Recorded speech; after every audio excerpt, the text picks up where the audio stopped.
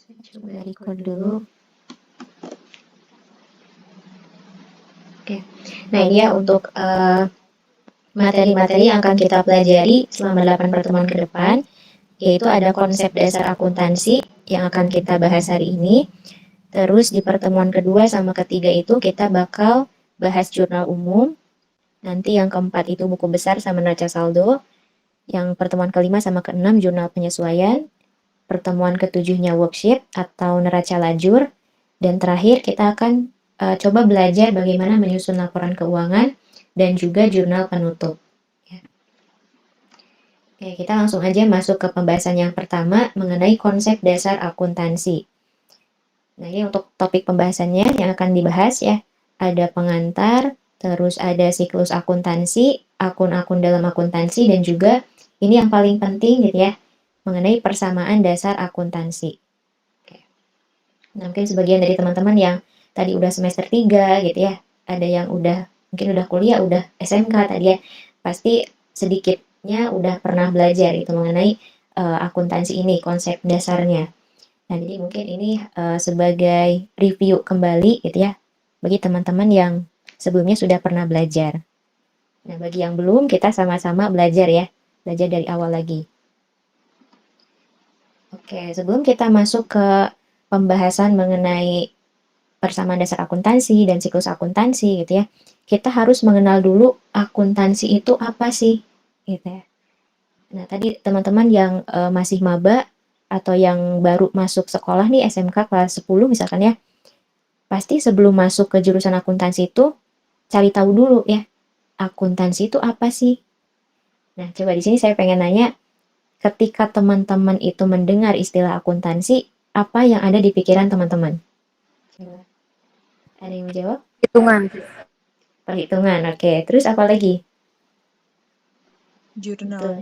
Jurnal, terus nah di kolom ini ada uang katanya ya. Ini yang paling populernya gitu ya, yang paling berkaitan erat akuntansi itu berkaitan dengan uang. Ya, tadi ada yang menyebutkan. Terus ada juga tadi perhitungan, gitu ya. Ada juga yang menyebutkan jurnal. Nah, itu semua betul. Ya, pencatatan, betul ya. Nah, ini juga akuntansi itu berkaitan dengan uang, terus pembukuan atau pencatatan, dan terakhir yang nggak kalah populernya adalah istilah balance. Jadi setelah nanti teman-teman belajar mengenai neraca saldo, terus juga laporan keuangan, pasti akan berhubungan dengan istilah ini, balance gitu ya. Dan ini yang populer di kalangan anak-anak akuntansi. Gitu. Nah, jadi ini ya tadi yang disebutkan oleh teman-teman betul. Yang dimaksud dengan akuntansi itu yang berhubungan dengan akuntansi ada uang, pencatatan, pembukuan, perhitungan, jurnal, dan seterusnya. Nah, dari beberapa istilah tersebut, kita bisa menarik kesimpulan ya bahwa secara sederhana akuntansi itu merupakan suatu proses pencatatan transaksi keuangan yang akan menghasilkan laporan keuangan yang dibutuhkan oleh berbagai pihak. Nah, kita fokus ke bagian yang ditandai gitu ya, yang di-highlight. Nah, di sini akuntansi itu merupakan suatu proses. Nah, pasti teman-teman juga paham ya, proses itu kan langkah gitu. Proses atau langkah untuk apa? Langkah mencatat transaksi keuangan, ya, transaksi keuangan yang nantinya itu akan menghasilkan laporan keuangan. Jadi bisa dibilang akuntansi itu produk akhirnya atau outputnya itu berupa laporan keuangan. Ya. Yang mana nanti laporan keuangan ini dibutuhkan oleh berbagai pihak. Contohnya seperti investor, ya terus juga manajer, terus misalkan kreditor. Nah, itu mereka butuh laporan keuangan. Untuk apa? Ya, misalkan investor, mereka butuh laporan keuangan itu untuk menilai kira-kira ini perusahaannya itu kinerja keuangannya bagus atau enggak gitu ya. Nah, kan mereka nggak mungkin ketika mereka mau investasi ya, ketika mereka mau menanamkan modal di suatu perusahaan, mereka nggak melihat dulu kinerja perusahaannya. Karena kan investor juga pengen untung ya. Jadi mereka akan melihat laporan keuangan, bagaimana kinerja keuangannya gitu ya. Kalau memang bagus, berarti mereka akan berinvestasi di perusahaan itu, gitu ya. Karena semakin bagus kinerjanya, maka keuntungan yang didapatkannya akan semakin tinggi juga, gitu. Ya, jadi itu salah satu kegunaan dari laporan keuangan bagi si investor. Nah, iya, tadi berarti untuk pengertiannya ini aja, ingat akuntansi itu adalah proses, proses mencatat transaksi keuangan sampai menghasilkan laporan keuangan. Nah, kemudian di sini nanti kita bahas transaksi keuangan itu sebelumnya ya. Transaksi keuangan adalah kejadian ataupun peristiwa yang berhubungan dengan uang. Nah, ini sudah jelas ya, transaksi keuangan berarti transaksinya atau kejadiannya berhubungan dengan uang. Nah, contohnya di sini ada pembayaran utang. Nah, kira-kira menurut teman-teman pembayaran utang ini termasuk nggak ke transaksi keuangan? Masuk. Masuk, Ya. Kak.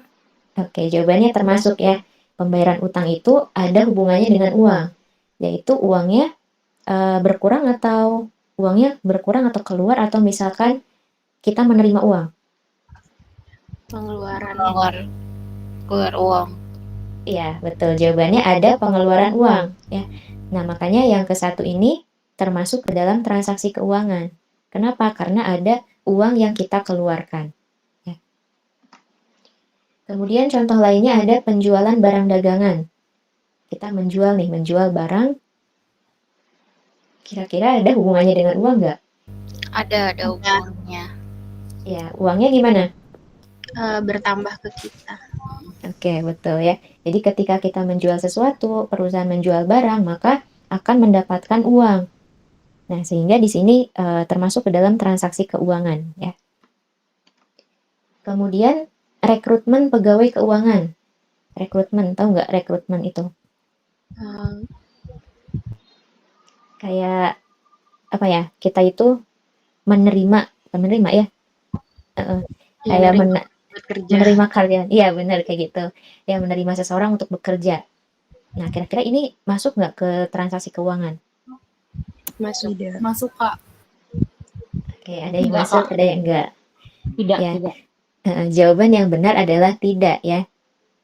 Karena kalau cuman rekrutmen, kita menerima nih atau mencari seseorang untuk bekerja di perusahaan, itu tidak berhubungan dengan uang. Ya. Beda halnya ketika misalkan perusahaan membayar gaji, nah itu kan ada uang yang kita keluarkan. Tapi kalau cuman rekrutmen itu enggak ya. Oke, rekrutmen pegawai keuangan tidak termasuk ke transaksi keuangan. Kemudian pembayaran beban listrik. Termasuk nggak nih? Termasuk. Ya, oke, jawabannya termasuk ya, betul. Karena pembayaran sudah jelas berarti ada uang yang kita keluarkan. Nah, kemudian penandatanganan kesepakatan kerjasama. Tidak termasuk. Tidak, Kak, tidak. Ya, betul. Jawabannya tidak termasuk ya. Karena tidak berhubungan dengan uang yang masuk atau penerimaan uang ataupun pengeluaran uang. Ya, nggak ada kaitannya dengan uang. Terakhir, pemberian gaji kepada karyawan. Termasuk. Bayar gaji. Iya. Ketika kita bayar gaji, uangnya keluar. Kurang. Iya. Ya, jawabannya betul. Pemberian gaji kepada karyawan termasuk ke transaksi keuangan. Ya. Karena pada saat kita memberikan gaji, perusahaan memberikan gaji pasti akan mengeluarkan uang. Ya, berarti ada kaitannya dengan uang. Nah, jadi dari keenam contoh transaksi keuangan ini, kita bisa menyimpulkan bahwa yang dimaksud dengan transaksi keuangan itu adalah setiap kejadian yang berhubungan dengan uang. Baik itu ada uang yang masuk, ya, penerimaan uang, ataupun ada uang yang keluar, ataupun pengeluaran uang. Nah, contohnya tadi ya sudah disebutkan ada pembayaran utang, penjualan barang dagangan, pembayaran beban listrik, dan seterusnya. Oke, nah itu sedikit ya terkait dengan konsep dasar akuntansi mengenai pengertiannya, terus juga tadi dibahas apa itu transaksi keuangan. Nah, kemudian di sini yang kedua itu mengenai siklus akuntansi. Nah, ini yang harus dipahami oleh teman-teman gitu ya. sebetulnya nggak perlu dihafal. Ini untuk prosesnya gitu ya, nggak perlu dihafal karena kalau teman-teman udah sering mengerjakan, pasti akan tahu sendiri. Oh, ini habis kita mencatat jurnal, berikutnya ke buku besar gitu ya, terus menyusun neraca saldo, lalu jurnal penyesuaian dan seterusnya. Jadi di sini kita sekedar informasi saja ya untuk siklus akuntansi itu dimulai dari transaksi keuangan yang kayak tadi pembayaran gaji karyawan, kemudian pembayaran beban listrik dan sebagainya. Kemudian nanti dari transaksi-transaksi tersebut kita akan catat ke dalam jurnal. Ya. Jadi dari transaksi kemudian dicatat ke jurnal, terus buku besar, kemudian neraca saldo, jurnal penyesuaian, nah baru menyusun laporan keuangan. Ya. Kemudian nanti biasanya di akhir tahun ya, di akhir tahun atau di akhir periode, perusahaan biasanya menyusun jurnal penutup. Jurnal penutup dan juga neraca saldo setelah penutup. Dan terakhir di awal tahun berikutnya atau di awal periode berikutnya biasanya akan menyusun jurnal pembalik. Nah ini saya salah ya, seharusnya sampai sini aja jurnal pembalik. Nggak ada neraca saldo setelah pembalik. Ya. Nah ini siklus akuntansi tadi ya dari transaksi keuangan sampai dengan jurnal pembalik. Untuk penjelasan lebih detailnya mengenai jurnal itu apa, buku besar itu apa, nanti juga kita akan bahas ya di pertemuan-pertemuan selanjutnya. Kalau ini cuman sekedar informasi aja ya. Oke, kemudian kita bakal masuk ke materi akun-akun dalam akuntansi. Nah, jadi sebelum teman-teman itu belajar mengenai jurnal umum, terus juga buku besar, laporan keuangan, teman-teman harus paham dulu akun-akun dalam akuntansi itu ada berapa, gitu ya. Nah, di sini sebelumnya pengertian atau definisi dari akun itu adalah media akuntansi untuk mencatat transaksi keuangan. Ya, media akuntansi berarti kayak tempatnya atau wadahnya pada saat kita mencatat transaksi keuangan. Contohnya tadi pada saat kita mengeluarkan uang gitu ya untuk membayar listrik. Nah, maka kita catat kemana gitu ya, ke akun apa gitu. Nah, inilah yang disebut dengan akun. Nah, kemudian nanti akun dalam akuntansi itu secara umum dibagi dua. Ada yang namanya akun real atau akun neraca, sama yang kedua itu akun nominal atau akun laba rugi. Ya. Nah, nanti di akun real sama akun nominal ini ada pembagiannya lagi. Nah, untuk akun real dibagi 3, harta, utang, sama modal. Terus yang akun nominal dibagi 2, ada pendapatan sama beban-beban. Jadi kalau misalkan ditanya gitu ya, akun dalam akuntansi itu ada berapa? Ada 5 gitu ya, kelompok akun dalam akuntansi itu. Yaitu ada harta, utang, modal, pendapatan, sama beban. Nah, ini nanti kita akan bahas satu-satu apa sih harta itu gitu ya, kemudian hutang itu apa, modal apa, dan seterusnya. Oke, nah ini kita mulai dari harta dulu. Pasti nggak asing lagi ya dengan istilah harta. Teman-teman juga pasti sudah paham apa itu harta. Nah, di sini untuk pengertian dari harta itu sendiri, artinya adalah segala kekayaan yang berwujud maupun tidak berwujud yang dimiliki seseorang atau perusahaan. Artinya berarti harta, kita punya harta apa saja gitu ya, misalkan yang berwujudnya ada bangunan, misalkan ya kita punya rumah, terus juga punya kendaraan, punya komputer, HP misalkan ya. Nah, itu adalah kekayaan atau harta yang kita punya. Ya, atau tadi contoh harta yang dimiliki perusahaan, ya bangunan gitu ya, tanah, kendaraan. Ataupun di sini yang tidak berwujud maupun tidak berwujud. Nah, contohnya harta tidak berwujud itu misalkan merek, ya merek dagang, terus juga hak cipta, paten. Nah, itu contoh dari harta tidak berwujud. Jadi nggak bisa gitu ya kita melihat wujud fisiknya. Beda dengan bangunan, kemudian laptop itu kan bisa kita lihat ya, ada wujudnya, ada fisiknya. Nah, kemudian yang kedua itu kelompok akun utang. Nah, utang juga ini sering kita dengar ya, istilah utang. Nah, utang ini artinya kewajiban yang harus kita bayarkan. atau kewajiban yang harus dibayar oleh perusahaan pada pihak tertentu. Ya, nah itu dinamakan dengan utang. Kemudian yang ketiga itu ada kelompok akun modal. Nah, modal ini artinya adalah kumpulan dari uang atau barang yang digunakan untuk menjalankan suatu usaha. Nah, misalkan nih teman-teman mau mendirikan suatu perusahaan, ya perusahaan salon misalnya. Nah, untuk mendirikan perusahaan salon itu sudah pasti butuh uang, ya butuh uang. Terus misalkan butuh bangunannya untuk nanti salonnya gitu ya. Terus misalkan butuh peralatannya juga. Nah, jadi uang, terus bangunan sama peralatan yang digunakan oleh teman-teman untuk menjalankan suatu usaha, nah itu dinamakan dengan modal. Ya, artinya di sini modal itu bukan hanya dalam bentuknya uang, tapi bisa juga berupa barang. Ya, contohnya kayak tadi bangunan ataupun peralatan untuk menjalankan usaha salon. Ya. Oke, kemudian yang keempat itu ada yang namanya pendapatan, kelompok akun pendapatan. Nah, pendapatan ini artinya, nah tadi juga yang teman-teman udah bekerja gitu ya, ketika teman-teman sudah bekerja, terus mendapatkan uang, nah itu dinamakan dengan pendapatan. Artinya pendapatan ini adalah uang yang kita terima atas hasil pekerjaan kita. Ketika kita sudah bekerja, ya sudah memberikan kewajiban kita, memberikan pelayanan misalnya, nah berarti berhak mengakui adanya pendapatan. Ya, berhak mendapatkan penghasilan atau pendapatan. Dan terakhir di sini ada kelompok akun beban. Nah, beban ini artinya adalah biaya yang sudah memberikan manfaat. Oke, contohnya nanti ada beban listrik, kemudian ada beban gaji, ya beban perlengkapan, beban sewa, dan seterusnya. Nah, kemudian apa sih maksudnya gitu ya, biaya yang sudah memberikan manfaat itu? Nah, misalkan tadi kita ambil contoh beban perlengkapan. Ya, kita misalkan punya perlengkapan berupa alat tulis kantor. Misalnya berupa pulpen aja ya, atau tinta printer. Nah, ketika si tinta printer itu belum kita gunakan, itu masih menjadi harta kita.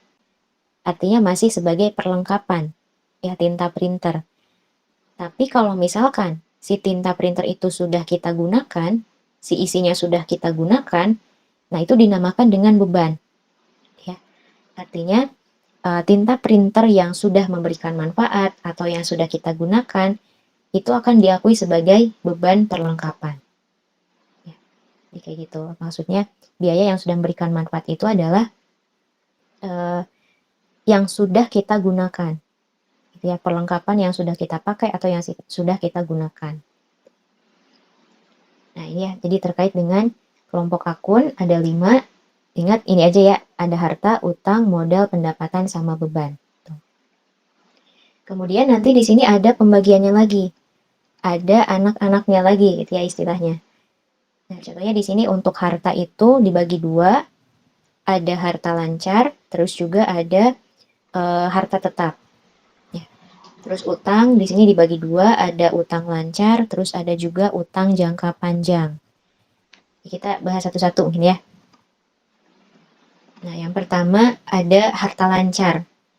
Harta lancar ini artinya adalah kekayaan yang mudah dicairkan dalam bentuk uang. Contohnya di sini ada kas, terus juga ada piutang, perlengkapan, sewa di badi muka, persediaan barang dagangan, dan seterusnya. Nah, ini untuk contoh-contohnya sebetulnya nggak usah dihafal ya, nggak usah dihafal. Tapi nanti kalau misalkan teman-teman udah sering latihan soal akuntansi, pasti akan paham sendiri. Ya. Jadi yang perlu dihafalkan oleh teman-teman ini aja. Kelompoknya ada 5 tadi ya. Harta, utang, modal, pendapatan, sama beban. Nah, itu aja dulu ya yang harus dipahami. Nanti untuk yang di sini harta lancar, contoh-contohnya itu akan hafal sendiri ya kalau misalkan sudah sering berlatih. Oke, kemudian yang kedua itu ada harta tetap. Nah, harta tetap ini artinya adalah setiap harta perusahaan yang dapat digunakan lebih dari 1 tahun. Oke, ini ada Tanya untuk soft file nanti ya, untuk soft file materinya nanti akan dikirim ya dari pertemuan 1 sampai nanti ke 8. Oke, kemudian ini harta tetap, tadi setiap harta perusahaan yang dapat digunakan lebih dari 1 tahun. Contohnya di sini ada peralatan, bangunan, tanah, kendaraan, mesin-mesin. Nah, itu kan bisa digunakan, ya bisa kita pakai bertahun-tahun. Apalagi bangunan ya, bangunan bisa sampai berpuluh-puluh tahun gitu. Nah, jadi kalau misalkan ada harta, terus dia itu bisa digunakan lebih dari 1 tahun, maka kita kelompokkan sebagai harta tetap. Ya. Terus kalau misalkan kurang dari 1 tahun, contohnya perlengkapan, nah ini masuknya ke harta lancar. Ya, beda ya antara harta lancar dengan harta tetap. Oke, kemudian yang kedua itu ada utang. Nah, utang di sini dibagi dua, ada utang lancar sama utang jangka panjang. Oke, kalau ini gampang membedakannya. Ya, kalau utang lancar itu jatuh temponya kurang dari 1 tahun, utang yang jatuh temponya kurang dari 1 tahun ya. Contohnya bisa berupa utang gaji, terus juga utang usaha, utang bunga. Nah, biasanya itu jangka waktunya kurang dari 1 tahun. Ya, sehingga digolongkan sebagai utang lancar atau utang jangka pendek. Nah, kemudian untuk utang jangka panjang, ini kebalikannya. Ya, jadi kalau utang jangka panjang itu utang yang harus segera dilunasi lebih dari 1 tahun. Jadi jatuh temponya lebih dari 1 tahun. Di sini, nah untuk contohnya ada utang obligasi, ya terus juga ada utang hipotek. Nah terus kalau misalkan perusahaannya memang udah besar skalanya gitu ya, punya cabang di mana-mana, mereka biasanya punya utang bank. Nah dan biasanya untuk utang bank itu jatuh temponya lebih dari 1 tahun. Oke, jadi sehingga digolongkannya sebagai utang jangka panjang ya untuk utang bank. Tapi kalau memang utang banknya itu kurang dari 1 tahun jatuh temponya, maka kita golongkan sebagai utang lancar ya atau utang jangka pendek. Kemudian berikutnya ini untuk modal. Nah, modal di sini nggak ada sub khususnya, judul khususnya, kayak utang lancar ataupun harta lancar gitu ya. Tapi di sini ada contoh dari modal, akun modal, ada akun modal itu sendiri, terus ada prive. Nah, ini prive yang sering muncul ya. Jadi harus dipahami oleh teman-teman, ketika ada akun prive, itu artinya adalah ada pengambilan uang oleh pemilik gitu ya, oleh seseorang untuk keperluan pribadinya. Nah, maksudnya gimana sih? Misalkan tadi, teman-teman punya perusahaan salon. Nah, perusahaan salon sendiri gitu ya, punya sendiri. Nah, ketika teman-teman itu butuh uang nih untuk keperluan sehari-hari gitu ya, ngambil dari perusahaan uangnya, 10 juta misalkan ya. Nah, uang yang 10 juta ini yang diambil dari perusahaan untuk keperluan sehari-hari dinamakan dengan prive. Ya. Jadi ini yang perlu diingat karena yang sering muncul nih prive. Terus biasanya prive ini memang adanya itu di perusahaan milik perseorangan. Ya, jadi perusahaan milik sendiri ada yang namanya akun prive. Tapi kalau perusahaannya itu sudah bentuknya PT atau perseroan terbatas, biasanya bukan prive ya, tapi dividen. Nah ini, dividen yang di bawah. Artinya apa sih dividen? Jadi dividen itu keuntungan perusahaan yang dibagikan kepada para pemiliknya. Ya, itu dinamakan dengan dividen. Kayak hampir sama dengan prive, kalau prive itu di perusahaan perseorangan, tapi kalau dividen di perusahaan yang bentuknya PT, gitu ya. Ya, terus untuk yang laba ditahan, nah ini artinya kebalikannya dari dividen. Kalau dividen kan tadi laba yang dibagikan ya. Nah kalau laba ditahan berarti laba atau keuntungan perusahaan yang tidak dibagikan kepada pemiliknya.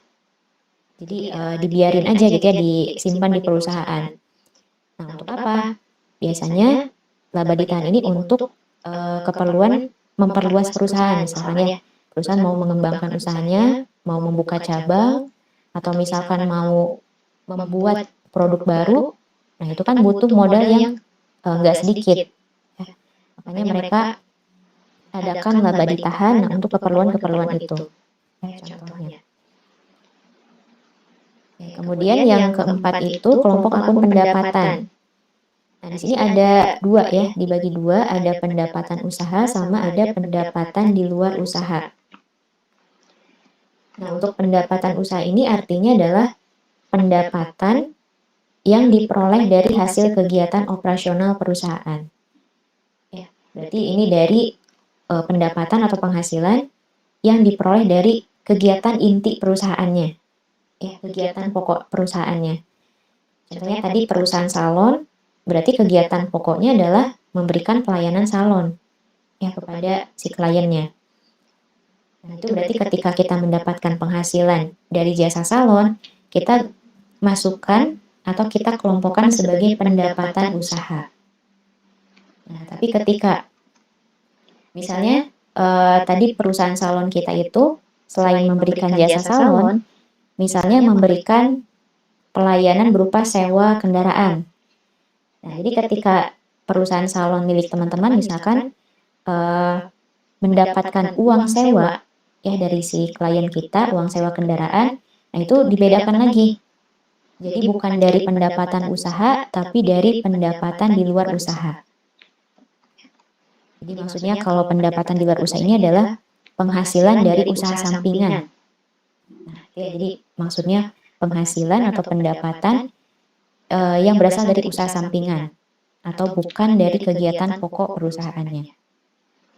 Contohnya di sini ada pendapatan bunga, kemudian tadi ada pendapatan sewa ya, contohnya kayak tadi. Nah, pendapatan bunga misalkan ketika teman-teman itu perusahaannya menyimpan uang di bank, ya menyimpan sebagian besar uangnya di bank. Nah, sama halnya ketika teman-teman menyimpan uang di bank, maka akan mendapatkan jasa bunga ya dari si banknya. Nah, jasa bunga itulah yang akan diakui sebagai pendapatan bunga, ya sebagai pendapatan di luar usaha. Karena kalau pendapatan bunga bukan dari kegiatan pokok perusahaannya. Ya. Artinya tidak berhubungan dengan operasional perusahaan. Nah, kemudian untuk beban juga ini sama ya seperti pendapatan, ada beban usaha, ada juga beban di luar usaha. Nah, untuk beban usaha ini berarti pengeluaran-pengeluaran ya yang berhubungan dengan kegiatan pokok perusahaan. Contohnya ada beban gaji, terus juga ada beban listrik, beban telepon ya.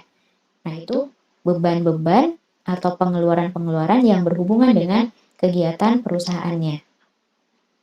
Nah, tapi ketika perusahaan mengeluarkan uang untuk di luar dari kegiatan pokok perusahaan, nah itu dinamakan dengan beban di luar usaha. Contohnya di sini ada beban bunga, terus juga ada beban administrasi bank. Ini yang sering muncul ya. Nah, untuk beban bunga itu semisal kasusnya itu perusahaan teman-teman misalnya butuh uang. Nah, terus minjemlah ke bank ya. Nah, ketika minjem uang ke bank kan bukan hanya uang pokoknya ya yang dibayarkan, tapi di sana ada bunga yang harus dibayarkan. Nah, bunga tersebut yang dibayarkan dicatat sebagai beban bunga, sebagai beban di luar usaha ya. Karena pengeluaran untuk beban bunga ini tidak berhubungan dengan kegiatan perusahaan. Ya.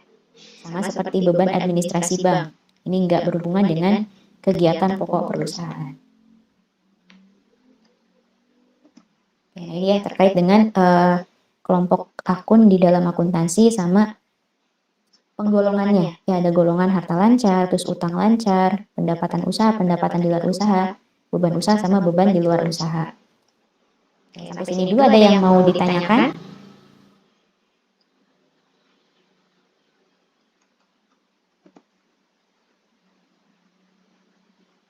Enggak, Kak. Enggak, oke. Kalau belum, oke. Kalau belum kita lanjut ya. Kak, Ya, tadi untuk prive itu artinya apa ya? oke. Iya, prive ya. Nah, prive ini artinya adalah pengambilan uang oleh pemilik untuk keperluan pribadi. Ya, saya ulang, prive itu adalah pengambilan uang oleh pemilik untuk keperluan pribadi. Contohnya gimana sih? Misalkan Misalkan teman-teman punya perusahaan gitu ya, punya perusahaan salon tadi, terus teman-teman itu lagi butuh uang untuk keperluan sehari-hari misalkan ya. Terus ngambillah 1 juta dari perusahaan. Nah, 1 juta ini yang diambil dari perusahaan itu dinamakan dengan prive. Ya. Jadi uang yang diambil untuk keperluan pribadi dinamakan dengan prive. Oke, jelas jawabannya? Jelas, Kak, jelas. Oke, dari yang lain ada lagi yang mau ditanyakan?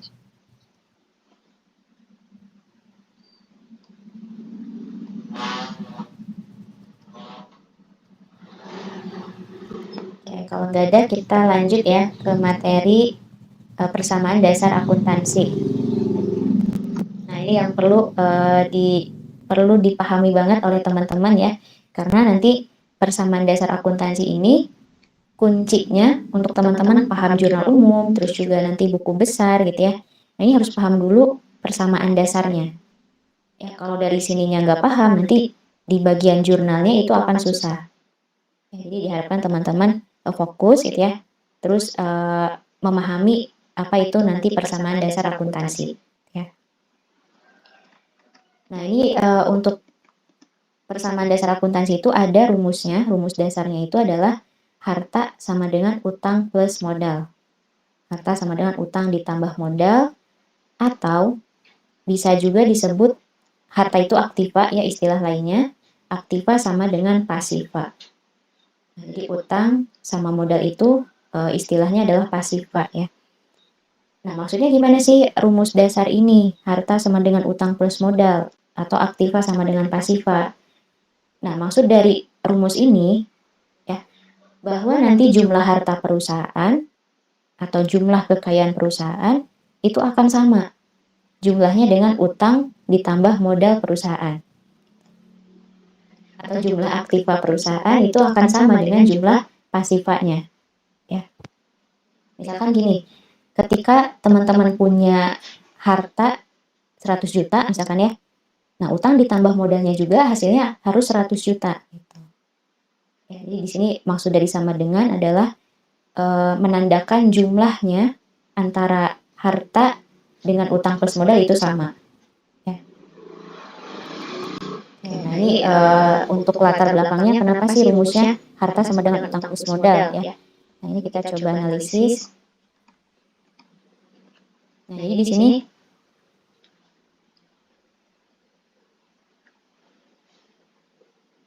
jadi di sini untuk perusahaan punya apa saja itu, bayangin ini adalah kekayaan perusahaan.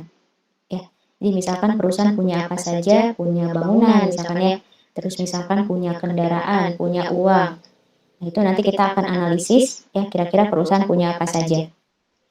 Nah, terus di sini perusahaan dapat uang dari mana? Ya, yang di sebelahnya itu perusahaan dapat uangnya dari mana?